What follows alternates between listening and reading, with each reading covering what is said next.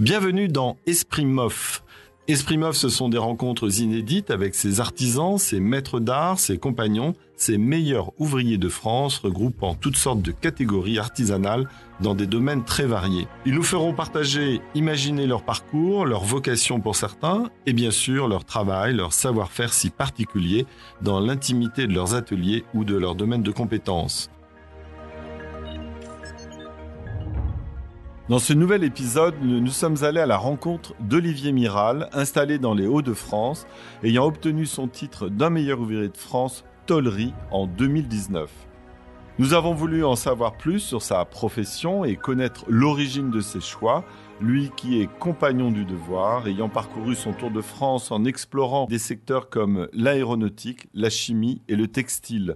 Olivier Miral a l'habitude de dire que son métier de tôlier chaudronnier lui donne la possibilité de travailler de la petite cuillère à la fusée Ariane. Olivier Miral, bonjour. Alors vous avez obtenu ce titre de meilleur ouvrier de France lors du 26e concours. Je voudrais savoir d'abord quelle était votre motivation première, quelle était cette motivation qui a fait que vous avez franchi le Rubicon. Mais je cherchais de la reconnaissance de mes pairs surtout, et puis il me manquait quelque chose parce que j'avais qu'un CAP et je trouve que c'était pas assez en fait. On a du mal à se faire entendre quand on n'a qu'un CAP. On est un petit peu le dernier de la classe par rapport aux BTS qui sortent de l'école. Donc j'ai dit voilà, il faudra que je trouve la reconnaissance par rapport au titre d'humour parce que à l'âge que j'avais, c'est tout ce qui me restait en fait. Donc vous l'avez passé en 2019. Comment vous l'avez préparé Est-ce que vous saviez avec qui vous pourriez être encadré pour travailler déjà pour les qualifications ? Oui, dans le cadre de mon travail, étant maître d'apprentissage, j'avais fait la connaissance d'un meilleur ouvrier de France en tôlerie. C'était le lauréat 97. Et en accompagnant les jeunes, j'avais fait sa connaissance et il y a à peu près 5 ans, quand j'ai décidé de faire vraiment le concours, j'ai demandé de me remettre un petit peu le pied à l'étrier, parce qu'il y a beaucoup de choses, surtout au niveau du formage, que j'avais perdu. Donc là, j'ai demandé, puis il m'a accueilli très aimablement dans son garage, dans son petit atelier, où il avait fait son MOF, derrière son concours, il avait fait ça dans son garage, lui. Et donc, tous les samedis matins, pendant 3 ans et demi, on a un petit peu tapé la tôle pour vraiment apprendre à maîtriser la matière et surtout à la comprendre. Vous avez travaillé pendant plus de 1000 heures sur votre pièce. Pouvez-vous la décrire ?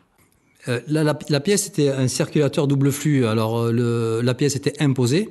Comme même au niveau de la chaudronnerie, beaucoup de pièces maintenant ont le support qui est libre de candidat. Tous les assemblages sont libres de candidature. Les seuls matériaux qui sont imposés, en fait, c'est les trois matériaux qui étaient imposés, en fait. Donc là, il y avait le circulateur, il y avait l'hyperboloïde qui était en cuivre. Là, c'était imposé. Et tout le reste, que ce soit le conduit ou la trémie qui était sous le circulateur, elle était libre de choix. Mais il fallait que l'ensemble de la pièce et support, ait trois matériaux différents. Elle a une forme très géométrique. Aviez-vous l'habitude de travailler ce genre de pièces ? Dans l'industrie, pas trop, parce que justement, elles sont complexes et elles sont difficiles à développer. Et puis maintenant, beaucoup de choses sont faites en informatique avec des logiciels de traçage. Et les logiciels de traçage, je sais que moi, je me suis amusé à le faire. La trémie, ils aiment pas, ils savent pas la développer. Parce que justement, il y a plusieurs volumes qui rentrent en ligne de compte et l'ordinateur ne comprend pas trop. En tout cas, les logiciels, ils bug quelque part. Donc, on doit le tracer à la main. Enfin, on le fait à l'ordinateur, mais en 2D, comme moi, j'ai appris à le faire, en fait. Et il faut être vraiment doué en mathématiques. Moi, j'ai pas fait tellement la mathématique, je fais surtout traçage à l'ancienne avec le trait, en fait. Comme on m'a appris à la planche à dessin. Seulement, là, le crayon a été remplacé par la souris, mais sinon, j'ai fait exactement ce que j'ai fait quand j'étais apprenti. Et l'avantage, c'est qu'on peut vraiment maîtriser les points de contact au niveau des tôles, parce que là, les pièces sont en biais. Donc, une tôle sur champ, quand c'est d'équerre, c'est très bien, mais quand elle part en biais, automatiquement, le point de contact et le point bas n'est pas le même. L'épaisseur aussi, elle change. Donc, c'est tous des petits détails qu'il faut tenir compte. Une trémie, une transformation, ça peut paraître bénin. Je veux dire, c'est raccordement de 2 surfaces. Maintenant, si vous faites des surfaces quelconques et qui sont dans l'espace, là, ça devient compliqué. À quel moment se dit-on que son chef-d'œuvre est réussi, qu'il correspond parfaitement à l'idée de départ ? Au niveau des cahiers des charges, il y a les dimensions. Elles sont, ça c'est éliminatoire. Après, il y a l'esthétique. Alors l'esthétique, c'est très subjectif, donc ça c'est difficile à gérer parce que moi, ma pièce, je l'ai décidé à la faire en maths. J'ai discuté avec d'autres MOF. Eux, dans l'ancienneté, ils aimaient bien le cuivre martelé, qui était brillant. Donc, ça, c'est discutable. Après, voilà, mais quand elle nous plaît, qu'on est satisfait, qu'on pense que c'est bon, on dit que c'est OK. Et à quoi elle peut servir aujourd'hui, cette pièce ? Personnellement, la pièce, je sais pas, celle-là, elle sert à rien, c'est une œuvre. En fait, des circulateurs double flux existent dans l'industrie, c'est des séparateurs, souvent, un petit peu comme les cyclones, en fait, ça marche ça. Nous, j'ai déjà fabriqué pour séparer justement de la poussière. Ça sépare des petites particules fines qui peuvent être supportées dans l'air, ça épure un petit peu l'air, en fait. Mais là, en fait, la pièce, elle est modifiée pour un petit peu pimenter la chose.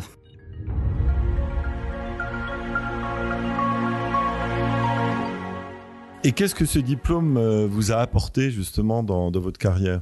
De la reconnaissance, de la légitimité.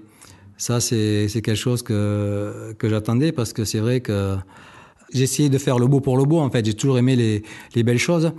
Et c'est vrai que je n'étais pas toujours compris, pas toujours écouté. Là, j'ai 53 ans, donc j'ai bientôt 40 ans d'expérience. Et c'est vrai que j'ai appris qu'au plus on anticipe les choses, au plus le travail est facile par la suite. Moi, l'avantage que j'ai, c'est que j'ai toujours fait mes pièces de A à Z, en fait, de la lecture de plan jusqu'à la réalisation finale. Donc, je sais toutes les étapes qui peuvent impacter l'étape suivante. Un exemple tout bête, on fait un gros point de soudure. Quand le soudeur il passe derrière, il va être embêté parce que le point il va le gêner pour souder. La soudure sort pas régulière. Si c'est des soudures radiographiées, il risque d'y avoir des petits défauts. À chaque fois, donc, quand on fait le travail de A à Z, tous ces petits détails, on les prévoit en amont. Le fait que votre père soit mécanicien agricole, est-ce que ça a joué dans votre enfance ou pas du tout ? Ou est-ce qu'au contraire, vous avez voulu vous détacher du monde agricole pour aller vers un monde un peu plus urbain ? Par rapport au métier, non. Par contre, c'est mon apprentissage qui a été influencé. Parce que là où travaillait mon père, il était chef d'atelier dans un atelier où il réparait les machines agricoles. Et à l'époque, il y avait beaucoup de compagnons. Il me disait toujours du plus grand bien des gens qui venaient de l'association. Et j'ai dit, c'est ce que je ferais. Parce que si c'est les élites, je voudrais en faire partie. Donc, entre décembre 82 et juin 84, vous avez été donc chez les compagnons du devoir du Tour de France. Vous avez commencé à Nantes. Alors, dans quelle discipline au départ ? Un chaudronnier, en chaudronnerie, en fait. Directement, oui. À 16 ans, sorti de 3e, j'ai commencé le Tour de France. Et j'ai fait mon apprentissage pendant 2 ans à Nantes. Et après, j'ai commencé le Tour de France pendant 3 ans à Bordeaux, Lyon et Lille. Vous avez fait des stages de perfectionnement à Saint-Étienne, à Épône, à Angers, à Lille, jusqu'en 2016. Qu'est-ce que vous en tirez de ce Tour de France, justement ? Ce qui fait la force du Tour de France, c'est que chaque région a son type de travail. Dire, dans Loire-Atlantique, il y aura surtout le chantier naval. À Toulouse, c'est surtout l'aéronautique. À Lyon, c'est beaucoup la chimie. Donc chaque région a quand même un petit peu ses spécificités. Dans le Nord, j'ai travaillé énormément pour les équipements textiles. Alors, vous avez obtenu ce CAP de chaudronnier en 84, donc à Nantes. Et à Lyon, vous avez obtenu un CAP de tuyauteur. Alors, racontez-nous ce que c'est que tuyauteur. Dans toutes nos installations, il y a un petit peu de tuyauterie, donc plus ou moins grand. Ça fait partie intégrante de la chaudronnerie, mais c'est devenu une spécificité. Il y a des métiers de tuyauteur. Quelle est la part de l'artisanat par rapport à le côté industriel de votre métier ? On travaille pour l'industrie, mais avec des méthodes artisanales, nous, parce que c'est vrai qu'on fait beaucoup de pièces unitaires. Les cuves, souvent, c'est de la demande du client. Donc, en fait, notre métier est artisanal parce qu'on fait beaucoup de pièces vraiment à l'unité. Il n'y a pas de grandes séries. C'est pour ça qu'on a encore besoin de gens comme nous, parce que les grandes séries, ça coûte cher. Et puis surtout, les investissements qui doivent être fournis en amont pour pouvoir faire les pièces sont colossaux. Donc,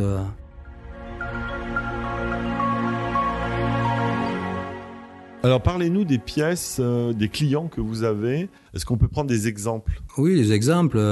Actuellement, je suis en train de fabriquer des écluses rotatives. En fait, c'est une sorte de vanne avec des barilles qui tournent. C'est pour réguler la poudre, parce que quand vous versez un gros paquet de farine dans un tube, vous verrez que la farine est colmate. C'est de la poudre, donc c'est des produits séchés. Et donc, ces poudres, qu'elles arrivent en bas des cyclones, c'est cette vanne qui nous permet de réguler la poudre. Et après, c'est transporté par de l'air. Quelle est la matière que vous préférez travailler, justement, vous-même ? Pour avoir fait quasiment 70% de ma carrière dans l'inox, ce sera l'inox. Et j'aime bien aussi le cuivre pour sa malléabilité et puis ce qu'on arrive à faire avec. Et son esthétique aussi, peut-être, non ? Oui, et c'est vrai que sa couleur, elle est jolie. Puis on peut le patiner on peut avoir toutes les couleurs avec le cuivre. C'est ça qui est magnifique. L'inox, en termes de malléabilité, par rapport à l'acier, c'est 2 fois plus. Il y a la ténacité multipliée par 2 et le cuivre. Il est divisé par 3 ou 4, donc c'est très, très malléable le cuivre. Je voudrais que vous nous parliez aussi des réalisations d'équipements notamment pour la thalassothérapie, pour l'hydrothérapie. Vous avez même travaillé pour des centres de grands brûlés. Qu'est-ce que vous avez créé comme pièce? Non, en fait, pour la balnéo, j'ai travaillé en centre de détention de Muret. La société pour laquelle je travaillais, elle faisait justement de l'équipement pour tout ce qui était balnéo. Donc, il y avait des chariots douches, il y avait des toilettes de transfert, il y avait des baignoires à hauteur variable. Et après, à Lyon, ils avaient justement un concept de baignoire pour grands brûlés, en fait, qui était entièrement en inox. Et ça, c'était assez intéressant. Ouais. Avez-vous travaillé sur des paquebots et des sous-marins? Je travaillais à Nantes, il travaillait pour Endret. En fait, Endret, c'était une société un truc militaire qui faisait les sous-marins à l'époque. J'ai vu le circuit secondaire, c'est-à-dire que c'est la partie qui amène la vapeur au moteur du sous-marin. C'était des inox qui faisaient 30, 40, 50 mm d'épaisseur. C'était un truc de malade. Il ne fallait pas toucher, il fallait pas. C'était qu'il soudait, tout était radiographié à 100%. C'était un truc de malade. Le soudeur est soudé, il ne fallait pas que la pièce ait une température au-dessus de 150 degrés, il fallait qu'il arrête. Donc le soudeur, il soudait 2 heures par jour, quoi. Il faisait et puis après, tac. Quelle est la pièce dont vous êtes le plus fier? Je pense que c'est des pièces pour les pharma, des convoyeurs, soit des petites pièces qui étaient dans des machines qu'il fallait modifier pour apporter souvent de la poudre. On travaillait pour une machine, une presse à médicaments. C'était vraiment des tubes tordus, il fallait porter des tubes cintrés. Il y avait des plafonds à passer, donc il fallait s'adapter aux pièces. Donc c'était vraiment des trucs assez tordus. Et alors dans l'alimentaire, qu'est-ce que vous avez peaufiné justement? On travaille beaucoup pour l'alimentaire, ce qui fait qu'on a fait surtout pour l'industrie, donc on a fait des évaporateurs pour créer justement de la poudre de lait. Avant le lait, on passe dans un évapo qui réduit sa teneur en eau de 50%, et après ça passe dans une tour d'atomisation. En fait, c'est de l'eau du lait qui est pulvérisé à très petites gouttelettes, et quand ça arrive, ça fait une sorte de vortex dans la tour. Et quand ça arrive, c'est sec. Ça chauffe à 200 degrés, et donc ça fait vraiment de la poudre. Je pensais que vous auriez créé, par exemple, des hottes aspirantes dans les cuisines des restaurants. J'en ai eu modifié pour des maisons de retraite, effectivement. C'est vrai que ça fait partie aussi de notre métier. Tous les carters de four, de cuisson, tout ça fait partie de la chaudronnerie. Les frigos, maintenant vous voyez des beaux frigos américains, c'est la tôlerie qu'il y a. Est-ce que justement un chaudronnier, un tôlier caresse des rêves un petit peu de machines, d'objets qu'il a envie de créer de façon très esthétique, qui restent un petit peu, qui soient un peu la reconnaissance d'un métier? Comme vous dites, ça peut commencer par une petite cuillère, en fait. Oui, voilà, ça peut aller jusqu'à la fusée Ariane. C'est vrai que le spatial, moi, ça m'a toujours fait rêver. C'est vrai que c'est des métaux très nobles, des métaux que nous, on n'entend que dans les bouquins. Le tantal, le zirconium, c'est des métaux qu'ils utilisent régulièrement dans le spatial.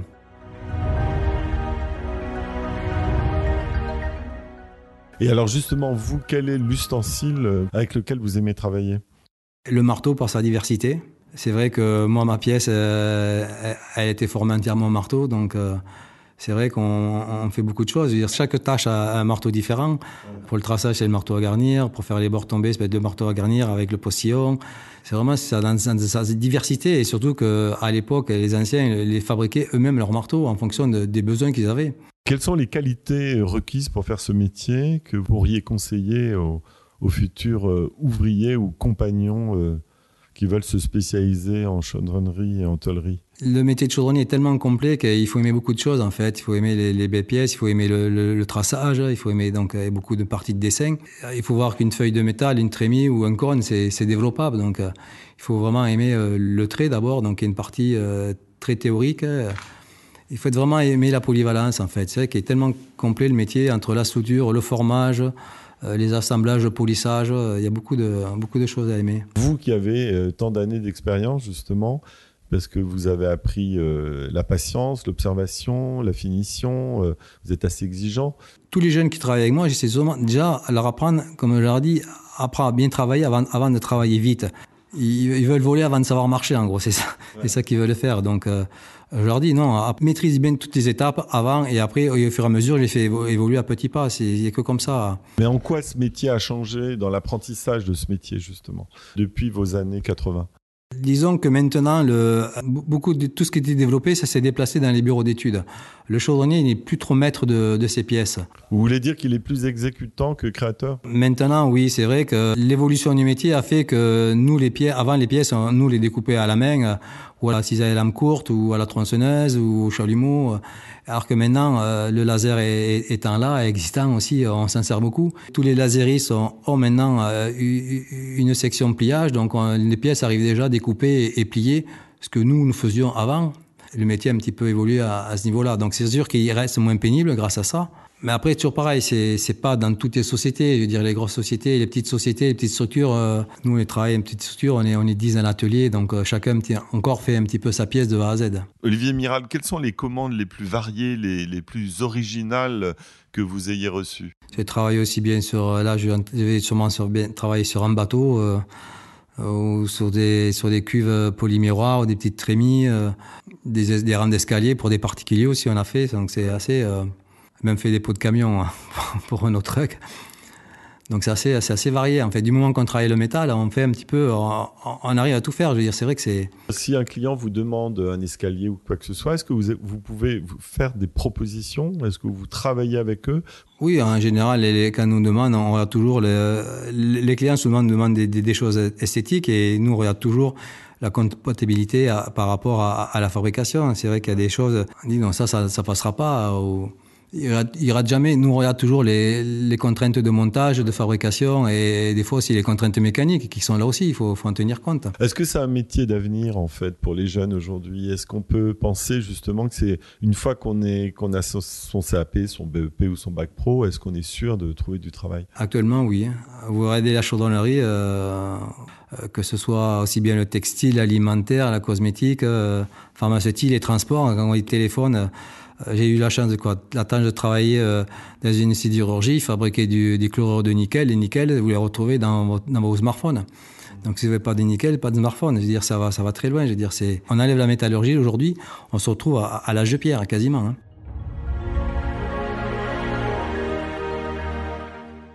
C'est ça qui est compliqué, la métallurgie. C'est que quand on voit un atelier naval, ça n'a rien à voir avec une entreprise aéronautique. C'est du noir, parce que il y a du meulage. Moi, j'ai travaillé pour le nucléaire. À l'époque des sous-marins nucléaires, les rubis, les morts, tout ça, c'était salle blanche, c'est-à-dire que c'était pharmaceutique. Hein. Et dès qu'on meulait, c'était tout de suite, il y avait une personne qui venait passer l'aspirateur tous les jours, même si personne ne travaillait dedans. Quel conseil donneriez-vous à des futurs candidats? À se donner à fond, à 100%, c'est pas suffisant. Il faut se donner à 200% si on va avoir le titre.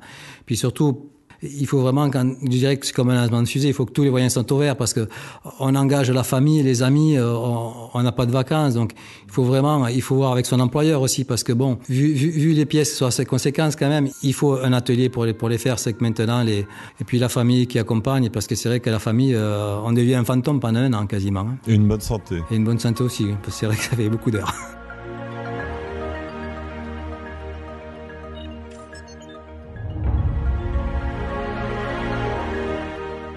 Nous espérons que vous avez pu apprécier cet entretien. Nous remercions chaleureusement Olivier Miral pour son aimable participation. Entretien Gilles Brochard. Montage et post-production Verlac Édition. À très bientôt pour un prochain épisode.